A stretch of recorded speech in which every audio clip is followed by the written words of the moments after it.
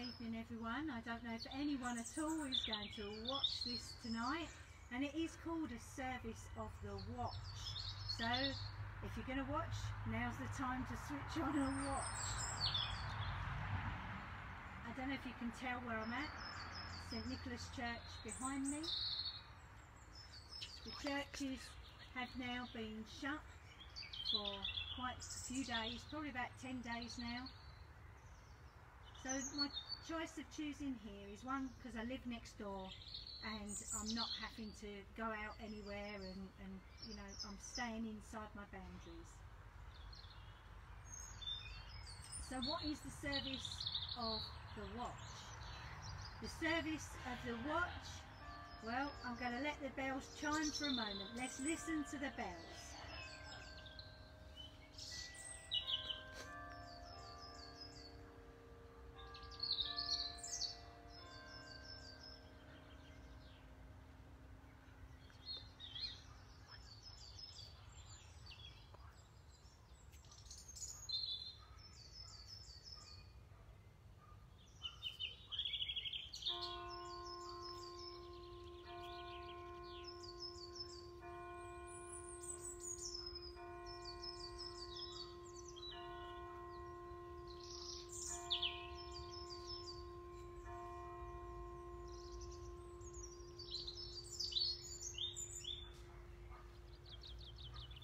So the clock has chimed 7 o'clock and our service of the watch will begin, and here we are. Today is Maundy Thursday, the day we remember the Last Supper. Jesus told us to always break bread and wine and remember him as we do that.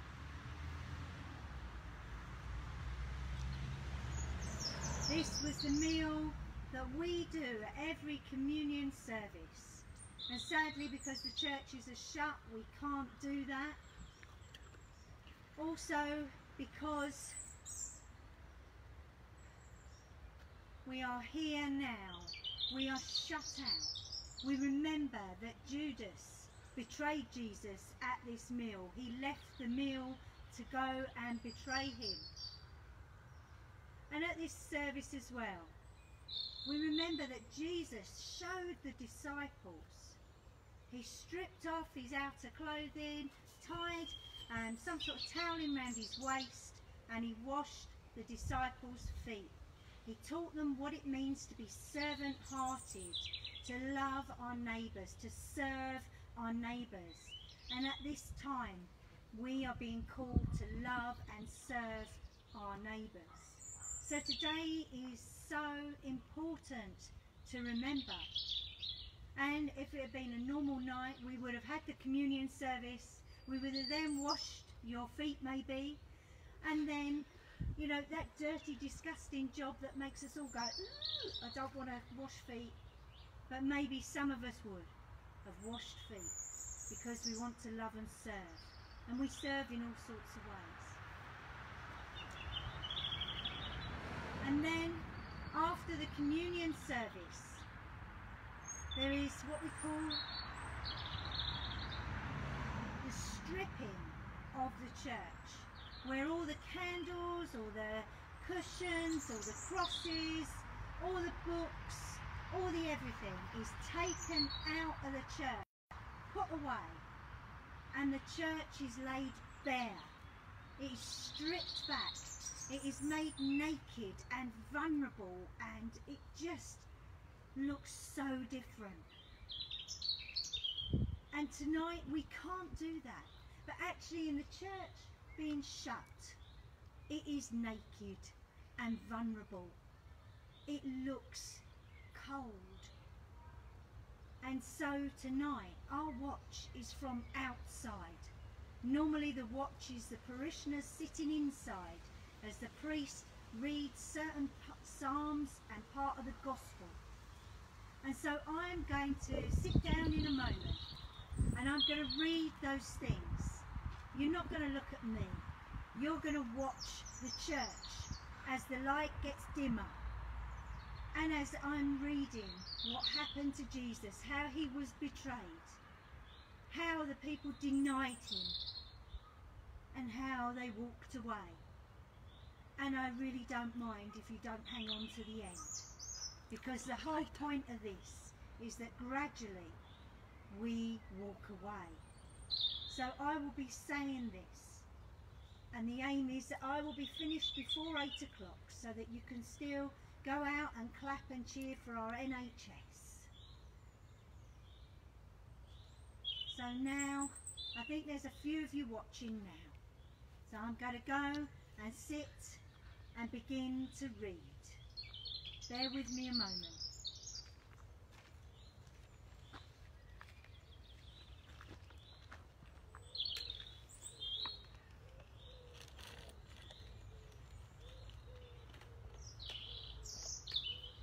How lonely sits the city that once was full of people. How like a widow she has become. She that was great among the nations. She weeps bitterly in the night, with tears on her cheeks. Among all her lovers, she has no one to comfort her. Jerusalem, Jerusalem, return to the Lord your God.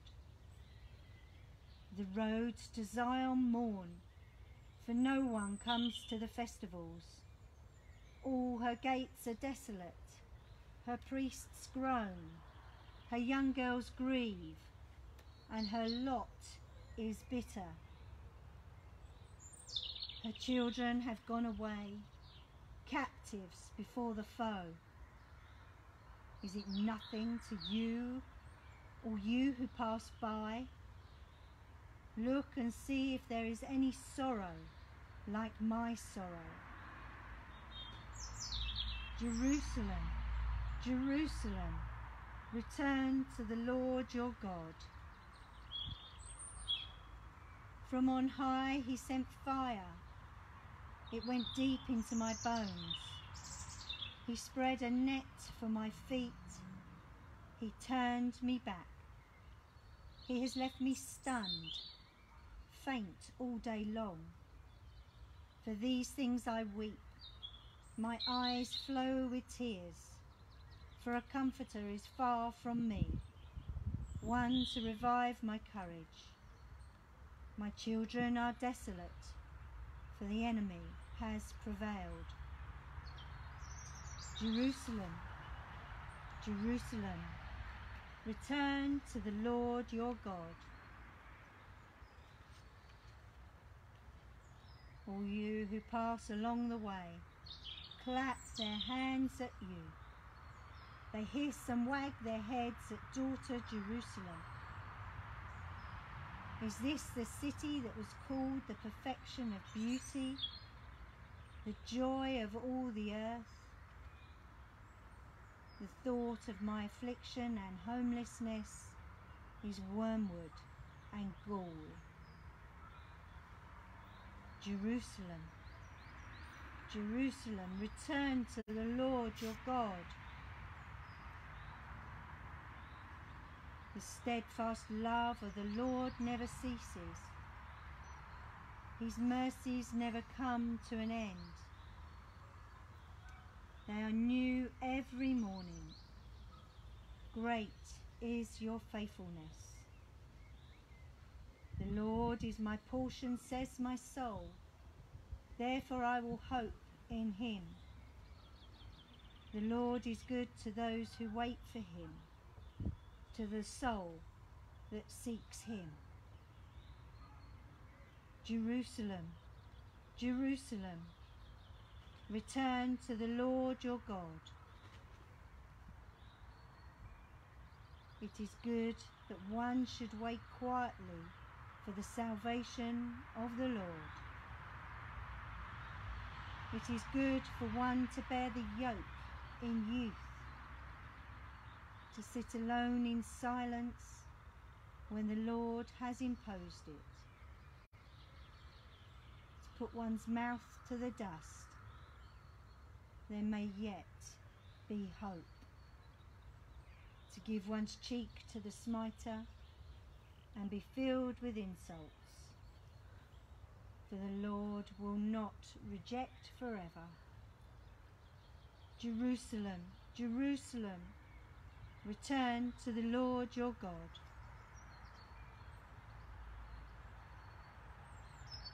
So now I'll keep a few minutes silence, and then I will read Psalm 54.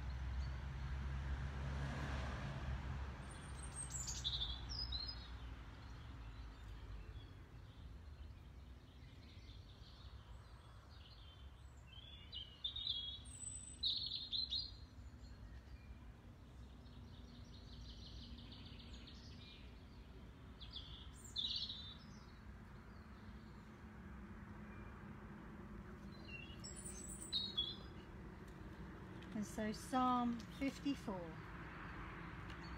Save me, O God, by your name, and vindicate me by your might. Hear my prayer, O God. Give ear to the words of my mouth. For the insolent have risen against me. The ruthless seek my life.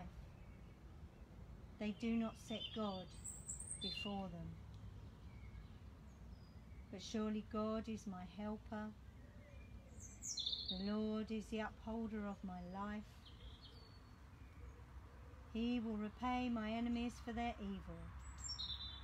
In your faithfulness, put an end to them. With a free will offering, I will sacrifice to you. I will give thanks to your name, O Lord, for it is good. For he has delivered me from every trouble, and my eye has looked in triumph on my enemies.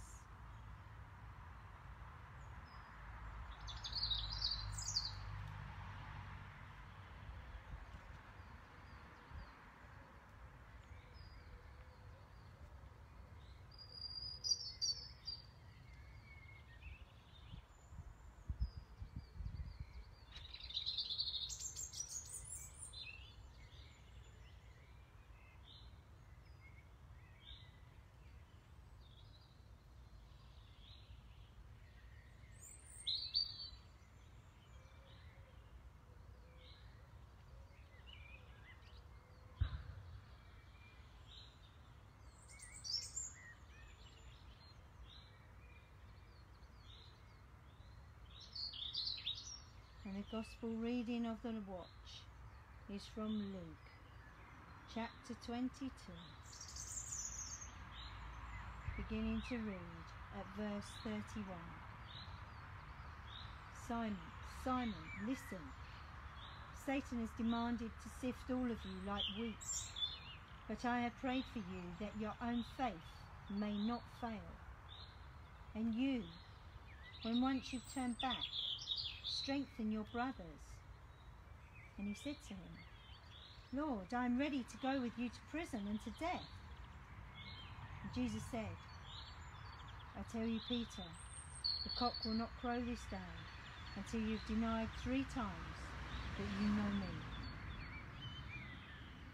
He said to them, when I sent you out without a purse, bag or sandals, did you lack anything? And they said, no, not a thing.